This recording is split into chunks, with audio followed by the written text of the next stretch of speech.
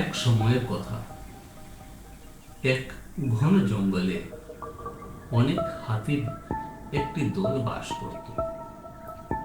তারা ছিল শক্তিশালী ও গর্বিত।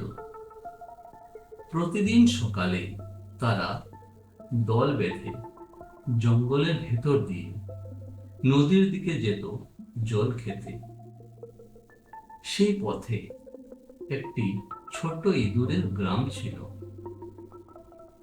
যখন বিশাল দেহের হাতিরা চলত, তখন তাদের ভারী পায়ের নিচে অনেক ছোট ইঁদুর চাপা পড়ে যেত। এতে ইঁদুরদের কষ্ট হতো। তারা ভয় আর দুঃখে দিন কাটাতে লাগলো।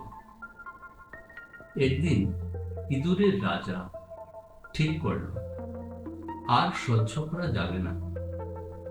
সে সাহস করে হাতিদের রাজার কাছে গিয়ে বলল, মহারাজ, আপনি তো এই জঙ্গলের সবচেয়ে শক্তিশালী প্রাণী।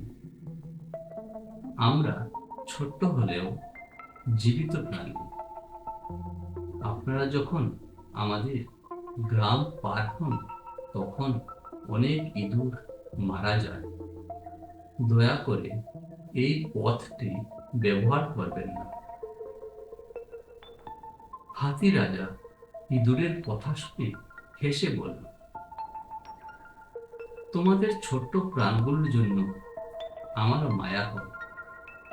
ঠিক আছে, আমরা আর এই পথে যাব না। ইঁদুরের রাজা খুশি হয়ে বলল, মহারাজ, আপনি আমাদের উপকার করেছেন।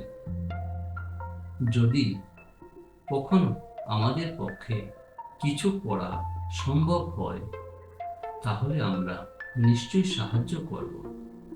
হাতি রাজা মৃদু হাসলেন। মনে মনে ভাবলেন, এই ছোট্ট ইঁদুরেরা আবার কিভাবে আমাদের সাহায্য করবে। কিছুদিন পর একদিন হাতিদের দলটি শিকারীদের ফাঁদে আটকা পড়ল। বিশাল দড়ি ও জালের মধ্যে তারা নড়াচড়া করতে পারল না। হাতিরা গর্জন করে সাহায্যের জন্য চিৎকার করতে লাগলো। তাদের সেই গর্জন জঙ্গলের বহু দূর পর্যন্ত ছড়িয়ে পড়ল।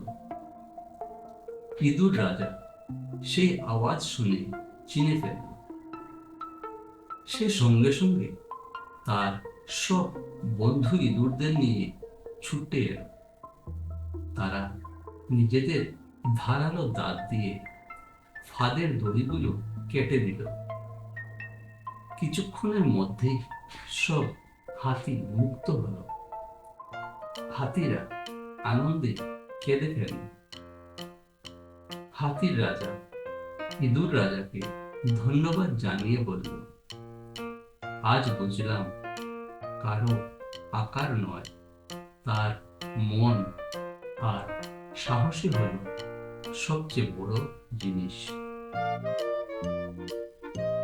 এই গল্প থেকে আমরা কি শিখলাম?